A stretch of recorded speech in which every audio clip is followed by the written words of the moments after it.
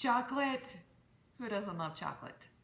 So I'm going to talk to you today about the difference between the two different powders that you could potentially use to make your chocolate goodies. We have raw cacao powder and we have regular Hershey's cocoa powder or whatever brand you use.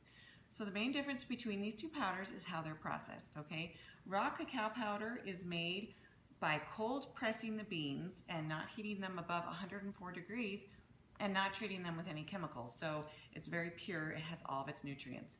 Whereas your, store-bought Hershey's cocoa or Dutch processed cocoa has been heated, like the beans have been roasted to 300 degrees and then they're ground up, and then they're also sprayed with chemicals to create a darker color, to change the acidity of it, to mellow out the flavor.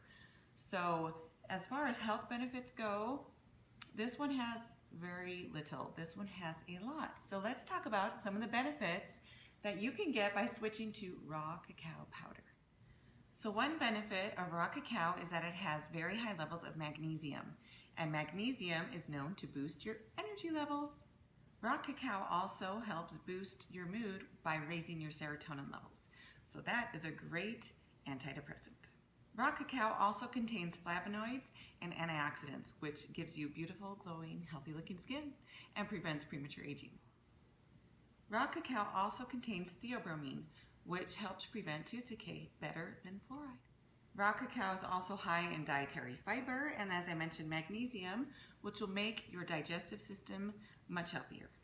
And did you know that raw cacao can also help prevent coughing fits? And when consumed in its purest form, raw cacao gives you the healthy fats that your body needs. Did you also know that raw cacao is the highest plant form of iron that you can get? So for vegans, that's important. All right, now that we know all the health benefits of raw cacao, let's get making these delicious truffles. And I'm going to give you some tips, because if you do it certain ways, you're not going to get as good of a result, and you'll probably get really irritated with your blender.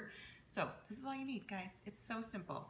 And you can also add some vanilla. I like to use some raw vanilla bean powder in mine, or you can use vanilla extract, same difference. And let me give you one little tidbit here. So the recipe that I'm giving you is just like a guideline. If you like yours less chocolatey, don't use as much cacao. If you like yours maybe more like a peanut butter-ish, add some peanut butter or other nut butter. If you like mint, add some mint extract. Like, it's so versatile. This is just like the base recipe that you can work with. And you can even do less dates and more walnuts if you like a more nutty flavor. So just use it as a guideline. All right, so the first thing you're gonna do is you have your high-speed blender. Now, what you wanna do is put in your walnuts first, okay? Do not put in your dates first, because you'll end up with a gummy mess, okay? So walnuts first into your blender. Okay, after you put in your walnuts, you wanna put in your powdery stuff. So for me, that's gonna be my raw cacao, and a little bit of this vanilla bean powder. And really just do it to taste. I'm just gonna sprinkle some in. After you do the vanilla bean powder, you want to add in your dates. So a couple things about dates, guys. You wanna open them up and check for critters. If you see any black powdery stuff inside your date, don't use it. That is the poo-poo of the bugs. So it tastes disgusting. I've accidentally eaten it. Don't do that. I do not recommend it. So check for bugs, check for entrails. Also take the pits out, okay? A couple things can happen when you accidentally put your pits in the blender. You can break your blender, or you can ruin your recipe. If you blend it with the pit in it, the pit doesn't completely blend. It'll just break into rock pieces, and you'll break your teeth. So you have to throw the recipe out. So take the pits out. Also, I like to keep mine in the freezer, because I buy mine at Costco, and if I put that big container into my pantry, it'll go moldy before I actually use it all. So I keep my dates in the freezer. If you put in frozen dates into your blender, it will blend. It'll just take a really long time. So either set your dates out at room temperature for a while, or put them in some hot water or warm water for 10 minutes and then drain them and then blend them. When you do that, you do get a slightly different texture to your raw brownie, but it's still delicious, okay? So let's get our dates in. Now, why do we want to put our dates on top of our cocoa? Because it'll keep the cocoa down. If you turn on the blender with the cocoa on top, all the cocoa goes poof to the lid. So you want your walnuts so you don't get gum, then your powder, then your dates to keep the powder down. All right, so let's get blending. Okay, so I blended it for a little bit. That is the texture it is right now. I need to scrape it down. You're gonna have to scrape it down a couple of times so that you can get all the dates incorporated.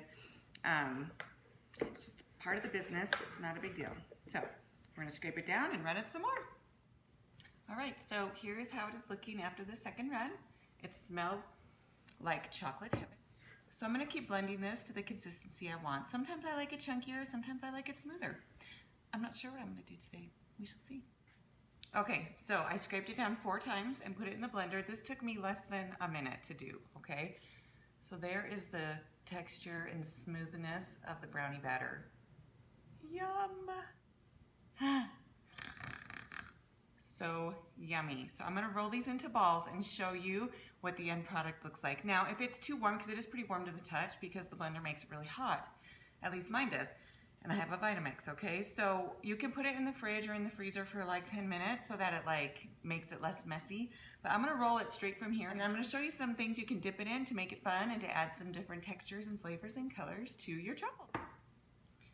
So this is what it's like to roll them. It's really nice and warm. It's like working with Play-Doh. It's kind of fun. You could also press it down into like a glass dish that's lined with parchment paper and form it into brownies. I've done that often. I kind of prefer the ball effect though, because then I can put them in the freezer and I can just grab like a frozen brownie ball and they're so chewy and delicious. And they're like the perfect little, I just need something sweet to treat, you know, at the end of a meal or whatever. When you're doing the raw vegan diet, when you're doing any diet, my kids love these. Like I make these a little too often. Let's just say that. All right, so here's the finished product. On the left, we have some almonds on top. Then we have some crushed walnuts. The next set, I dipped in raw cacao powder. And then in the middle is some kosher salt on top, if you like that sweet and salty mix.